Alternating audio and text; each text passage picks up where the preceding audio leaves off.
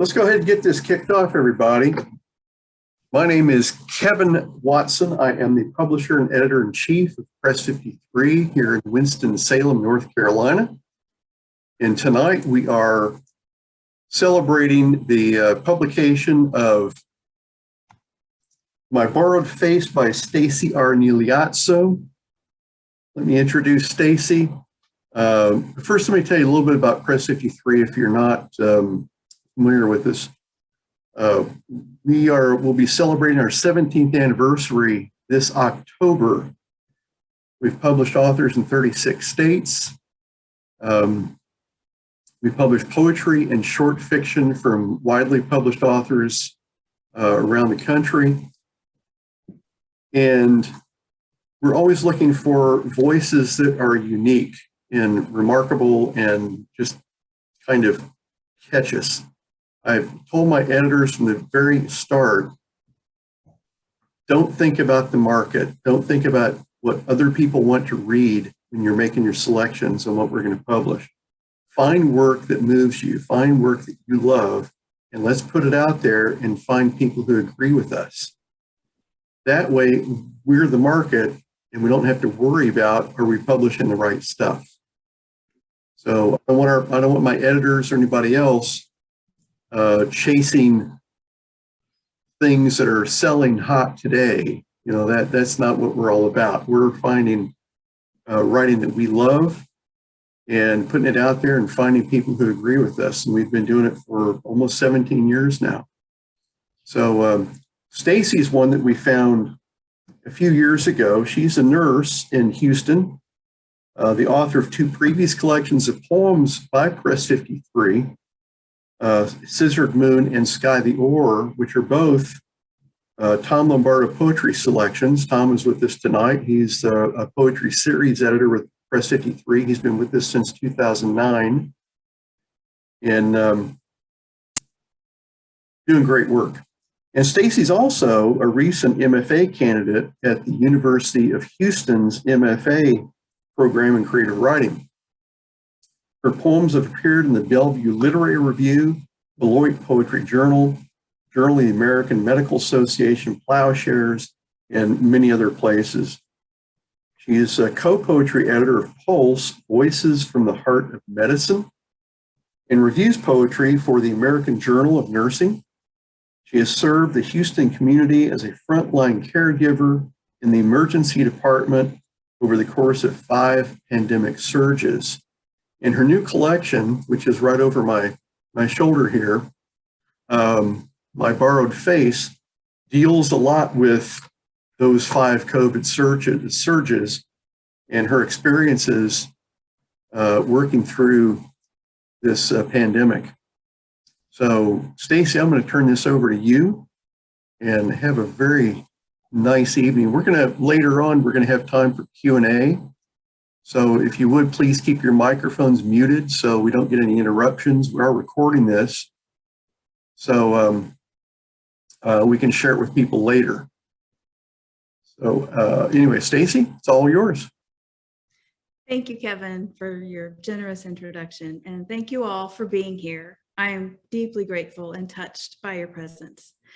And I cannot overstate my gratitude to the 2 men sharing the screen with me right now. 10 years ago, I submitted work to Press 53 for the first time. And tonight, here I sit, ready to read from my 3rd collection with this fine press. And I still can't believe it. Kevin and Tom, my whole heart thanks you. I'm going to read poems in short sets with a few stories dusted in, and then we'll pause for reflection between each batch. If you have comments or questions, please raise your hand or use the chat feature. The boys will be watching. And as Kevin said, this book is largely about my experiences as a frontline caregiver during the pandemic. And the first set of poems that I'm going to read addresses the days just before the pandemic was officially declared. Mask. My borrowed face, incorporeal, blue. I give you only my eyes. Now, I wrote this poem before there were mask mandates in hospitals or out in the community. And at that time, we were only wearing them when caring for suspected COVID patients. And in the notes section of my book, I reference the Latin origin of the word mask, which is masca, meaning specter or nightmare. And I can honestly say I truly had no idea. And I'd like to show you the figuration of the poem as well. As you can see, it is scattered and fragmented with lots of white space, encouraging the reader to pause and think about the words, and also to reflect on the fractured nature of our lives and our work, and how our faces look to others when we're wearing masks. How to tell a mother her child is dead. What did you see? Find her eyes, the weight of her eyes. Sit when you speak. Say the word dead. If she asks to see, let her see. This poem illustrates a devastating scene that occurs and will continue to occur, unfortunately, in all of our hospitals everywhere.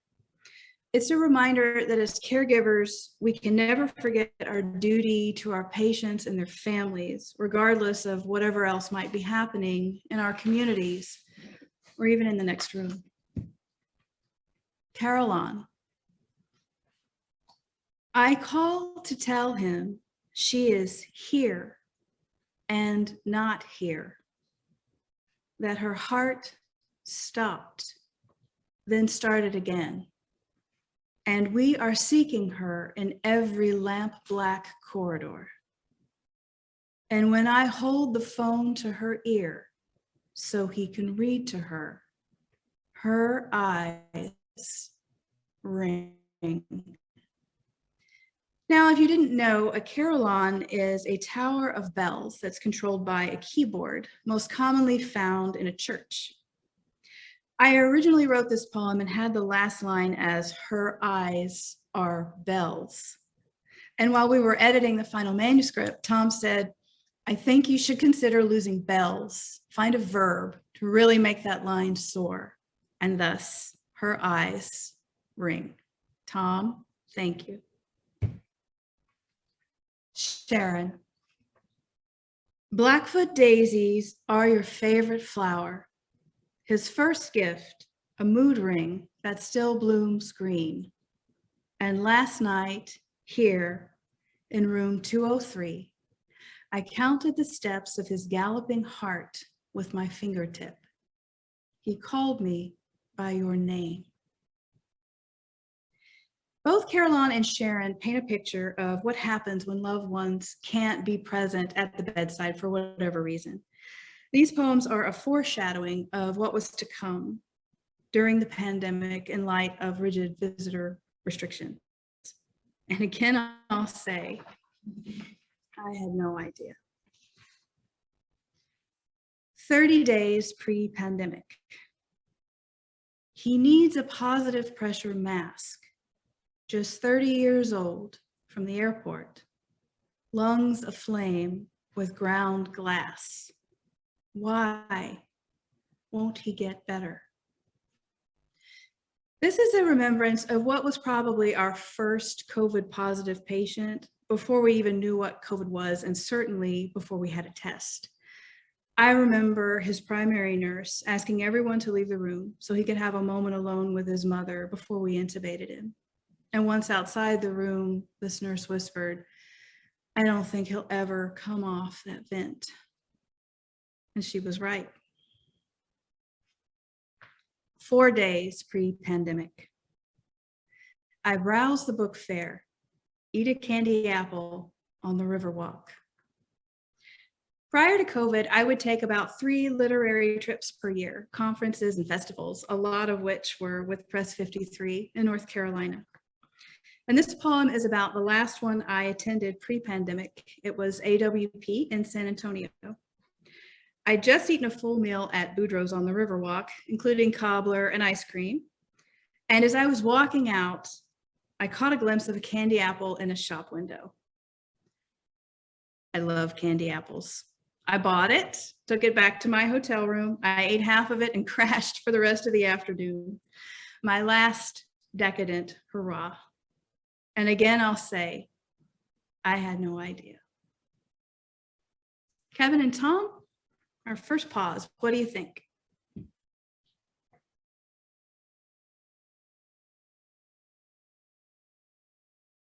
Unmute yourself, Tom.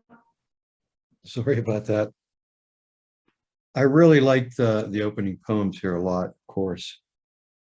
They're just wonderful how they kind of, in a very way of building tension up to the beginning of the pandemic. And I think we spent a good bit of time on the order of the poems. We did, and that was all you. I have no insight, so I'm deeply grateful for your guidance there. Yeah, the order of the poem is something I want to talk about because it's different because we, in the table of contents, you can tell where you're at in the pandemic, how deep you're into it, you know, coming up to it and then through it, which is different because you are going on pretty much with you through this. And the stories you get to, in such a brief amount of time, you get to know these people. That's what's so beautiful about it. So how did you all work on that? Well, I think one of the first things that we did was I dropped a lot of the original titles and instead just named them based on how many days out from the pandemic. There's a definite ordering there. And I think that really helps to keep the reader engaged and tell the story. And so many things were happening, so many innovations unfolding in real time and so many challenges. And it was really crazy. We felt that spotlighting the timeline was the best way to really capture that. Did you all know at the hospital that you were dealing with something different before it was officially announced that this is a deadly virus? We had an idea. I mean, we've dealt with viruses before, but this one from the beginning, we were told that it was going to be different. And I'm really grateful to have such a good team at my hospital, epidemiologists and leaders who really stayed on top of this from the beginning. And we were all sort of learning as we went, but they really wanted to make sure that they ensured the safety of our community and of our teams and really did their best to take care of everyone. And from the beginning, we all had an idea something big was coming. We had no idea how big, but I think we all had that feeling. Does anybody else have a question at this point? Okay. I like one of the comments is that Dr. A. Kaiser says ordering is hard. True. That's Tom's wheelhouse right there. I love working on the order, but the point is, after you have to spend so much time getting the poems right that you're completely drained emotionally and mentally to figure out the order the poem should go in. I'm grateful Tom was there to do that. I was lost. I imagine it was all pretty much a blur to you. Still feels that way. I still have whiplash. I think a lot of us do. Yeah. All right, you want to go into the next section? I like Okay. Hetty's comment. One feels the pain in the pauses. Oh yeah, very good. I think that's true. Indeed. So the second set of poems is from those first days after the pandemic was officially declared. First Sunday on the ward, pandemic. Deft swallows nest inside the thorny crown of a stone Christ. I whisper, Our Father, twice over the scrub sink. I wrote this poem in one sitting 2 days before my first official pandemic shift, which was on a Sunday. So after the pandemic was declared, but before I had actually worked the unit. And I like to discuss this poem with my students at Baylor College of Medicine, their internal medicine residents. I tell them it's a lesson in ambiguity and interpretation. What is meant by thorny crown, stone Christ? And why am I saying it twice? 5 days out. He arrives choke-winded, vespid breath like pollen on a windshield. I am the first one. I steady my gloved hand across his chest, his heart an angry fist. We place a breathing tube. I step back and hold my breath. His lungs bloom, hands open like sunflowers. This is a snapshot of the first known positive patient we received at my hospital. I was charging the ER that day. He arrived via ambulance. The pre-arrival report was that they were bringing us a COVID positive patient in mild distress on nasal oxygen. Well, in fact, he arrived in severe distress on a BiPAP with an open circuit and no filter, meaning that he was aerosolizing viral particles all around with each breath. We offloaded him quickly into an isolation room, which safeguarded the rest of the unit, but anyone who entered that room that he was in was essentially walking into a COVID blizzard. And I told my staff from the start, I would never ask them to take a risk that I wasn't willing to take. So I suited up with my physician, my respiratory therapist. Together, we rolled in, we intubated, stabilized this man. Then my physician and I moved into the ante room where we doffed our PPE and washed our hands and arms raw in the scrub sink.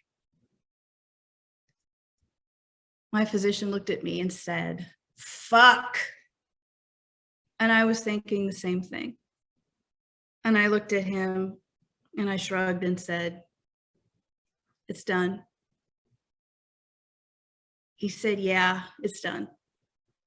We finished up, we walked back out onto the unit, got back to work. And when I called the ICU nurse to hand off report, she wept. This next poem offers a glimpse into the never-ending PPE chronicle. 30 days out.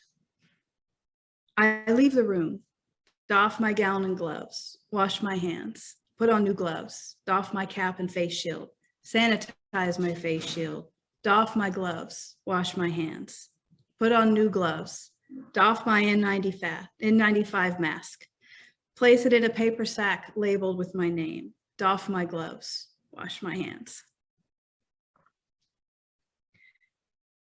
This poem could be considered part 2 of the first COVID patient we intubated, though this scenario honestly has repeated itself so many times that I've lost count.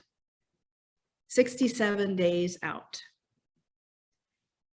I undress in the garage, clean the interior of my car, take a shower, clean the shower, text my colleagues. "You okay?" "Yes, I'm fine." "You okay?" "Yes, I'm fine." My patient dies the following morning. I leave my phone in the drawer, sleep into midday. Fellas, what do you think? Into the second set.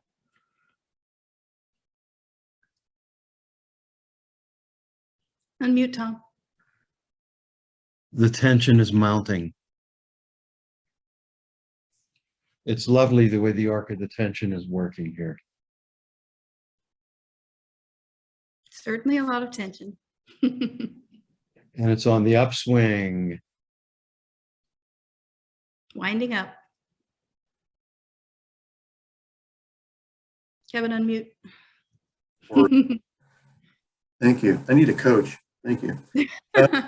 I just keep thinking how many times you went through this over and over and over and over again over the course of the last 2 years. That each case that came in probably had similarities, but they all were very unique in their own way. Right. You get a sense of that in some of these poems that when you think you've seen and heard it all, you haven't. Well, and I'll say that with each surge, we always thought, okay, the worst is over, but it kept just getting worse and worse and worse and worse. And I think we're all still really reeling from it. And, you know, thinking that the worst is over, hoping, praying that the worst is over, but we still really don't know. Stacy, how many people at your hospital died of COVID? So I can tell you that we did a day of remembrance and gratitude at my hospital in November of 21. It coincided with Thanksgiving. And people were encouraged to share art and poems in that spirit. And we had a memorial for the patients who died of COVID, the patients who died, period, in our hospital. And I actually went through and counted the number of deaths that we had over like the year prior to COVID, the first year of COVID, and the next year. So 19, 20, and 21. And what I can tell you is I created a little art project based on the number of deaths we had in September for 3 consecutive years. So the September deaths in 2019, pre-pandemic, the September deaths in 2020, first year of the pandemic, and the September deaths in 2021, the year following. And this is total deaths in the hospital, not just COVID. And in September of 2019, there were 30 deaths in my hospital. In 21 September, there were 67. And in 21 September, there were 138. And I wanted to spotlight the total number of deaths because COVID impacts everyone, whether these deaths were COVID related or not, the whole community was impacted. And I think those numbers just speak volumes. That's a 500% increase, more than Big that, one. Yeah, from 2019 to 2021. Mm-hmm. Yeah, it was devastating. And I remember I was at work and I looked it up one morning and I saw those numbers and I went back out to work and I just felt really terrible. I felt really dark. I felt heavy. And I thought, maybe I need some caffeine. I drank some coffee. It didn't help. Maybe I'll do this. Maybe I'll do this. Maybe I'll do this. Nothing helped. Finally, I just went back to the office, shut the door, locked it, and I just wept. And I actually said these words out loud, God, forgive me. And I know COVID's not my fault, but I felt so responsible. And then I did what every good nurse does. I dried my eyes, went back to work. Wow. I don't know how you did it. We all did. Certainly not just me. All right, we go to the next part. Okay. The third set of poems follows the continuing course of the pandemic, 275 days out. We painted Jerry's colors on the ceiling of the ambulance bay, lit flameless candles, read his name. When Christmas cases bloomed and the snow came, we doubled our ranks to process the living and the dead, lost power as the generators sang to shouts of vents, BiPAPs, oxygen tanks. I wrote this poem as an elegy for my friend, Jerry Pacheco. He was a medic with the Houston Fire Department, the first of 6 of my frontline and first responder colleagues to die of COVID over the course of the pandemic. My unit clerk's mother is a gifted artist, and she painted the badges of all the medics we lost on the ceiling tiles. We installed them over the charge nurse's desk. Jerry texted us when he first got sick. He wrote, "I've got all the risk factors for this thing to go bad. I'm fat, Hispanic, and handsome." And after he was placed on BiPAP, he texted us again, "I'm scared." And that's the last time we heard from him. And this is a picture of Jerry here with his son, who is also a medic with the Houston Fire Department. Beautiful man, lovely person, and we miss him dearly. 365 days out. I play Requiem Opus 48 Pie Jesu in my pocket. The lyrics are in Latin, but I know it's a prayer. 365 days, the 1-year mark. Music saved me during the pandemic. I developed a love for the classics. I now round every morning to Mozart's Coronation Mass, and the first documented performance of this was in 1792 on the occasion of the coronation of Francis II, the last Holy Roman Emperor. And I play Bach's Goldberg variations during every code blue from my pocket. 498 days out. God bless the artery burned blue, hive of lung alight, clot of bees in bloom. This is an ode to my team. They are indeed the artery that sustained our community during the pandemic. And yes, we are undeniably burned blue. In using the metaphors of a hive and bees here, I was hoping to build on the imagery of the previous poem, vespid breath like pollen, hands opening like sunflowers, and a lot of things blooming here. 575 days out. I tell you, it's okay. You fall asleep on a bench seat. I replace your keening oxygen tank hourly in the lobby. Someone else calls your wife with an update. I have worn this mask for 6 days. These are not my hands. This is not my face. This poem was intentionally titled Lie. I like to read this to my students and then ask them, where is the lie?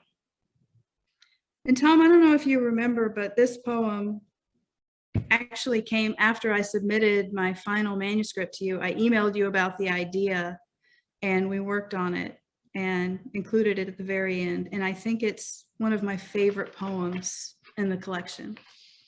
And that closes the last, that closes the third set. You guys want to take a moment to reflect.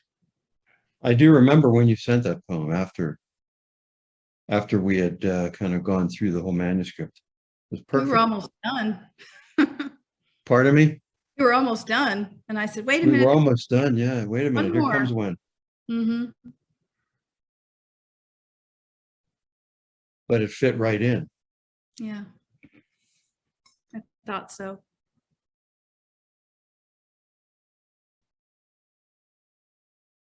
One of the people commented, my sister's hospital had a designated crying room. Does your hospital have one of those? And does it have origami in it by any chance? We have things called respite rooms at my hospital, and I have littered origami cranes all over my hospital. So they're probably in those rooms.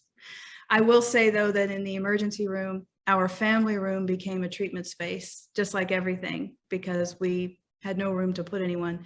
And at the height of COVID, during the Delta surge, my 36-bed ER had a census of 120 patients. So we were putting them everywhere.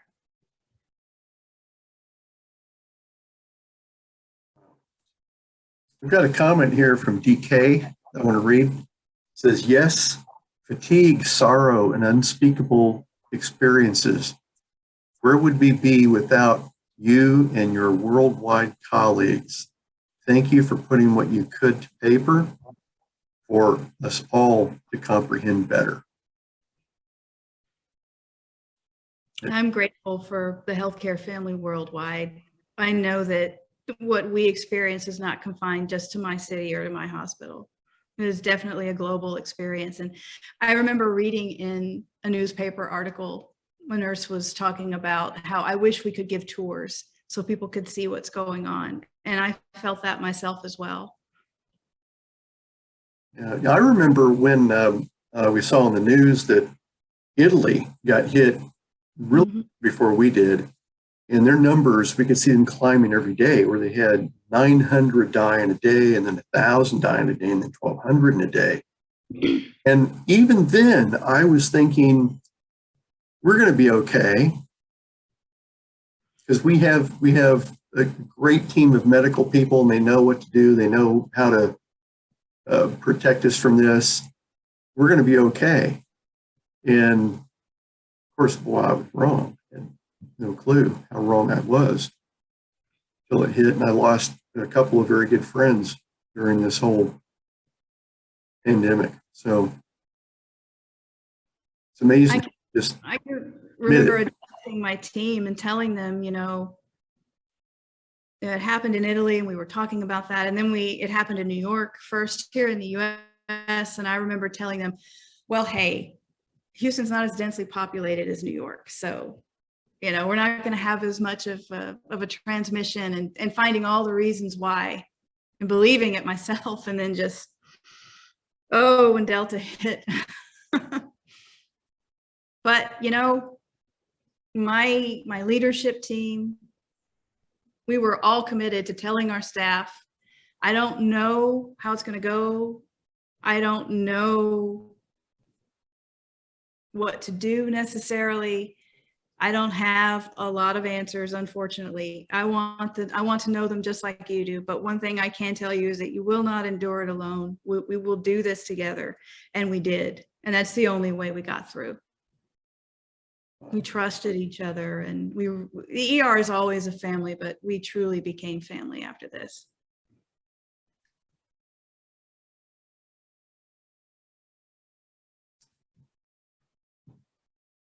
So you all were on the front lines. You know, we don't think of it this way, that we have, you know, we have a military to protect us from invaders of, you know, foreign powers who are going to try to take over our country, or we can send them overseas to fight with allies to protect them from being overrun. But we don't think about our healthcare workers as being a military force fighting this microscopic enemy. Right. And you were on the front lines every day for 2 years. Close to it. Yeah. So how many hours do you think you put in every week during that time? Well, you're required to put in 36 as a full-time employee, generally 312s. But I probably work between 5 and 6 days a week, especially during Delta, because I had a dual role. I was working as clinical coordinator for my emergency room, which is basically the charge nurse over the charge nurses. It's like a frontline manager below the official manager, and making the schedule and spearheading educational efforts and so forth. But I also accepted the role of operations administrator or house supervisor about a year before the pandemic. I was doing that just on an as needed basis, but we needed more people. So I was doing both roles. I would do 3 in one role and 2 in the other. And as long as I had one day off in between, maybe I couldn't really do more than 4 in a row, because that was just too much. Give me one day in the middle and then I'll come back. And there was a person who would replace me as clinical coordinator in the ER, but she went out on maternity leave right as Delta hit. So at the busiest time was when I was the most pressed. And it wasn't me alone. A lot of our managers were out there on the unit as well. And I think my ER manager probably, she moved to the night shift and she would work 5 and 6 days a week. And, you know, again, no one did it alone. We all did, but I worked more in that time. And like you said, it does feel like a big blur. And when you slip into that groove, you know, you just kind of stay in that mode. It's like inertia, you know, and you don't really rest when you try to rest.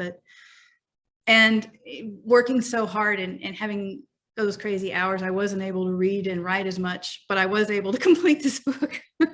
So when I did write, I was incredibly proud of what I wrote. But when I couldn't have the art, I really noticed a difference. And I think that's where the music helped, because I had that every day. So you had music and you had your pen and paper. How did writing these poems during this time help you? It helped me tremendously. And I found that I had so many things to say, and I have a reflective journal that I keep every day. I encourage everyone to keep one. And I had one prior to the pandemic that I kept pretty clean and pretty, I don't know, I made it so that I could share it with others. It wasn't too personal. And like I said, it was clean. There was no bad language or there was nothing ugly in it, because I wanted to show people as an example, this is how you can keep one, and you should keep one. We have an arts task force at my hospital, and I encourage people to do it as a tool to combat burnout and compassion fatigue. And a lot of people did. We actually did a project where people kept journals. But I can tell you that my reflective journal during Delta, I'm not going to share that at work. Not with my leadership. Okay, maybe a few years down the road, I got really honest in there, and you know, in a few years maybe I'll bust that out. But So we have a sequel coming. Yeah. Hopefully. Does anybody have any questions at all? Any comments? Feel free to unmute and speak up. There's one last set whenever. Okay. Let's go ahead and go. Okay. This last set focuses on the non-pandemic cases. The river that rages, COVID or no COVID. 6 days old, total CPR time, 58 minutes. He's my son, she says. Don't stop until I say. I wrote this poem after we lost an infant to a co-sleeping accident during the pandemic, meaning the mother fell asleep with her baby in bed beside her and woke to find him smothered in the sheets. 58 minutes is an exceptionally long time to perform CPR on anyone, especially an infant. And from the physical appearance of the infant when the paramedics brought him in, we knew from the start there was no hope. But we had to consider this child's mother, who of course wanted us to keep going anyway. Fragments. I stand at the head of a gurney, stroking the bristled scalp of a man with inoperable cancer. He is 10 years younger than I am, hollow-boned, ringing the side rail. In this ward, the nurses wear black to hide the spattering of betadine and saline and blood. He talks about the Pietà, Fulbright days in Rome, the Sistine sky, and how his father was 10 years younger than he is now when he died. His daughter cuts wax paper into tight squares. When he falls asleep, we fold cranes. The Latin root of palliation is palliare, to cloak. I stand in front of a 400-year-old drawing downtown on my day off, a remnant of the martyrdom of St. Peter. She kisses his forehead every time she comes. After 3 days, a black bruise grows. Saint Peter, who was crucified head down, unworthy to die upright like his Lord. He smells of iron and lavender. I carry him softly, blue, like Renaissance ultramarine, like his daughter's eyes, a lantern of sky, his favorite color. This poem started out as an essay, but found its way into a poem. And it's the only one in the book that isn't fragmented with white space. This poem always makes me think of what I learned from my patients that inspires me to seek out new things. In this case, it was a Renaissance painting. Another time, it was a butterfly habitat. And more than once, I visited a favorite restaurant mentioned to me by a patient. It's just another way to feel connected. And I can tell you all that when I was working on this poem, it took several sittings and a lot of editing to get it right. And I was driving to work one morning and I was reciting the poem to myself as I was driving, and an idea for an edit came to me, a change that I wanted to make. And I didn't want to lose it. So I pulled off into the Taco Bell parking lot, and I didn't have anything to write on, didn't have a pen with me. So I grabbed my phone and I texted myself the change. As a poet, you always have to be resourceful. Use what you have. Florence, my sister of light, surely the work of God. This is an erasure poem from Nightingale's Notes on Nursing. What a fascinating woman she was.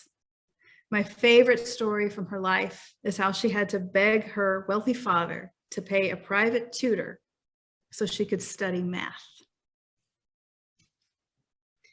This last piece closes the book, and it closes the poems that I'm going to read tonight as well. It harkens back to the Delta surge, our darkest days. Isaiah. Isaiah was ours for 48 days, from nasal oxygen to BiPAP to ventilator. We proned him on his belly so he could breathe, placed chest tubes when his lungs gave, danced at his wedding, held his daughter, Jane, pulled 3 boxer puppies from his arms through the picture board you made, all of us at his bedside. Our hearts break. I'm just so grateful you said his name. This poem is based on a man with COVID we cared for in my hospital. He was in his early 40s with no prior health problems, unvaccinated. His wife brought in a poster board with pictures of him and written stories from his life. We kept it at his bedside. Every week, she changed out the pictures. We all felt like we knew him. And after he died, one of our patient experience reps called his wife to say how deeply his death impacted our team. He recounted all of the medical interventions we performed, wanting to make sure that she knew we did everything we could for her husband. And she quietly replied, she was just grateful to hear his name spoken out loud. And that wraps up the reading.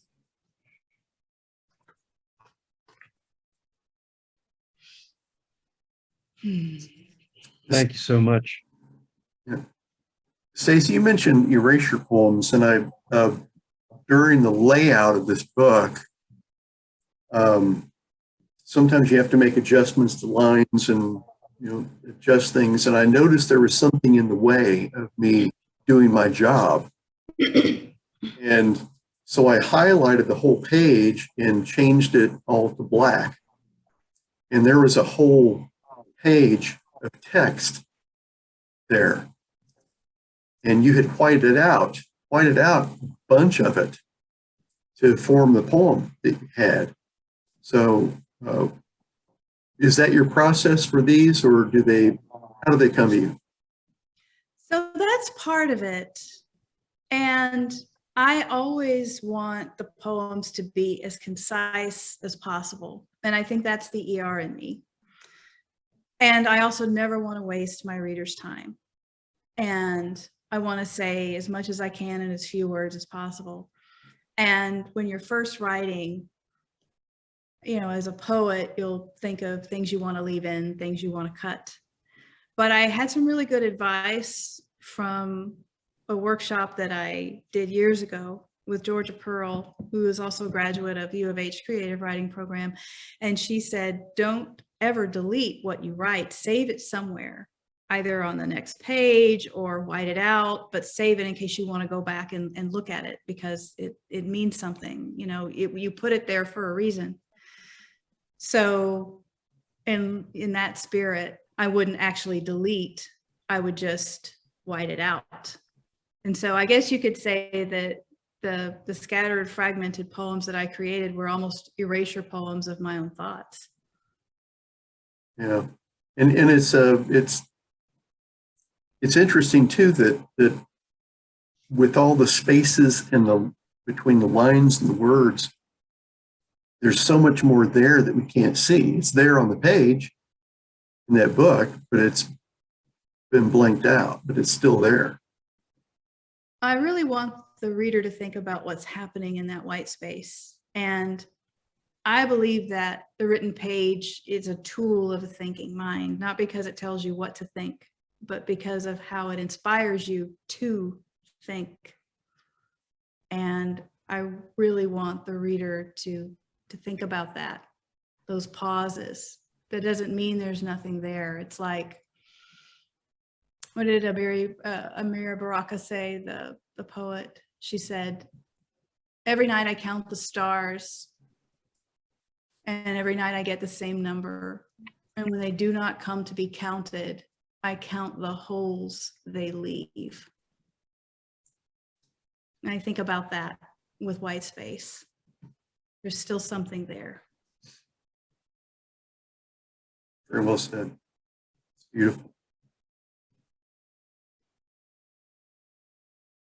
Anyone have any comments? Anything they want to add? Questions they want to ask? Yeah. Stacy's up. Oh, go ahead. Sorry, I'll pop in later. Oh, okay. So Stacy, I got to tell you, you're the first poet I've listened to in a long, long time, and I'm your new favorite fan. Oh. and I'm going to say it for two reasons. One, I love the language is beautiful. You know, the emotions are there. All of those things that strike me, and I've got a hardcore because I'm one of those retired military guys who's Vietnam era and past. I've been to war. I've seen people die. But the difference about being in combat, and you showed two things. The difference about being in a war zone is that battles aren't 24/7. They're short and sweet, or short and compact. I mean, you go to war, you fight the battle, you come back, you recover, and you keep going again. But they're not 24/7 like you guys were doing in the nursing center. I mean, what you were dealing with was a 24/7 battle, constant barrages, constant artillery, constant whatever you want to call it. So that's the first thing. But the second thing that impressed me was your comments about leadership and how it was your team and how you included in that. And that's rare in a lot of cases that I found in the civilian sector, and you're to be commended for that. So thank you for your service, you know, more so than what we've done, but thank you for your service. Thank you for your poetry. I'm going to order all 3 books because I haven't got the other 2. So Kevin, you'll be seeing an order soon. Thank you so much. Appreciate it, Larry. Wow, thank you so much. And I've got the link in the chat. You can find Stacy's, you can buy the books individually. We do have a special deal. If you buy all 3, you get a discount. So take a look at that. But all of her books are fabulous. She's a wonderful poet and a wonderful person. Any other comments? Anybody have anything they want to add or question they want to ask? I'm just peeking through the chat here. There's some really insightful comments here. A lot of people talking about how they were impacted, their families were impacted, and the people that they lost. Yeah. the scope was huge. I love that one about the crying room. Yeah. Very much. It's been a great reading, Stacy. Thank you so much. Kevin. And thank you for trusting this book with Tom and with Press 53. Of course. Very grateful. Yeah, I couldn't ask for a better press. And you guys, Tom's the only editor that I've ever worked with over any extended period of time. We've had 10 years together now. It's crazy. Wow. I'm Wow. just grateful. And I want to point out that Tom is also the founding editor in chief of WebMD. So it's a perfect fit for me. That's true. I didn't know Yes. that.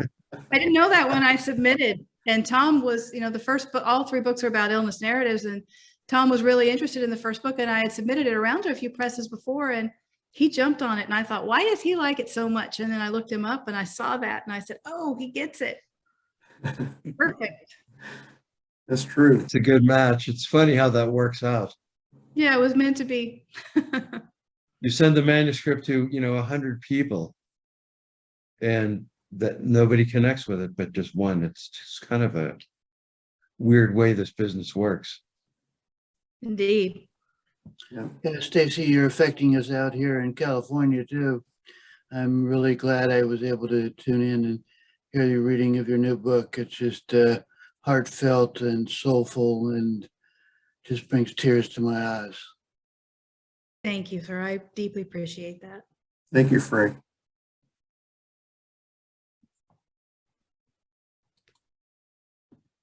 All right. Well, if no one has anything else to say, we can all unmute and give Stacy a round of applause.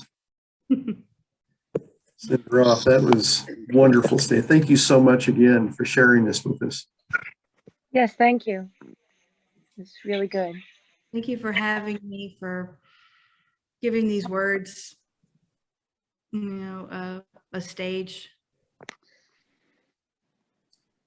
And My daughter became a nurse in the middle of COVID. And I plan to get your book for her. I think she'll really relate to it. Oh, thank you. Yeah. just want to add that Stacy has become busy with another side of this, where she's been going to conferences and medical conferences, Mm-hmm. and doing some readings and sharing her story with the medical community. And it seems that your hospital is very progressive, that they've embraced the arts as a healing tool, not just for the patients, but for the staff. Right. And a big part of that is Jonathan Brooks, who's actually zoomed in with us here. He's the head chaplain at my hospital, and he's always there to help me and to come up with great ideas. And we've had a lot of reflective writing stations at various times over the past 2 years at our hospital. We've had art stations, and our CNO, CEO, leadership, everyone is behind it. And I'm very, very lucky to be part of such a great organization.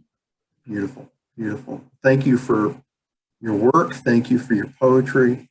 Thank you, Tom, for finding Stacy and bringing her home. Love it. And thank you all for coming out tonight and sharing your time with us and for listening to Stacy's story. You can find her book at press53.com. On the main page, we have her book cover along with the other spring titles for 2022. I encourage you to spend some time, look around. We also have a 5-book bundle, 5 books for $53, so you can get all 3 Stacy's books and 2 bonus books, like from Hetty Habra or Kathleen McGookie, who are a couple of wonderful Press 53 poets as well. We're here tonight. Both of them, incredible. And Jerry Wilson Yes. here. She's a short fiction writer who's award-winning short fiction writer who's with us. And I hope I'm not missing anybody else. But anyway, thank you all for coming out tonight. I appreciate it. Thank you, Stacy. Thank you, Tom. And I'm going to say goodnight to everyone. Thank you again. Good night. Good night. Thank Thank you. you. you all. Bye.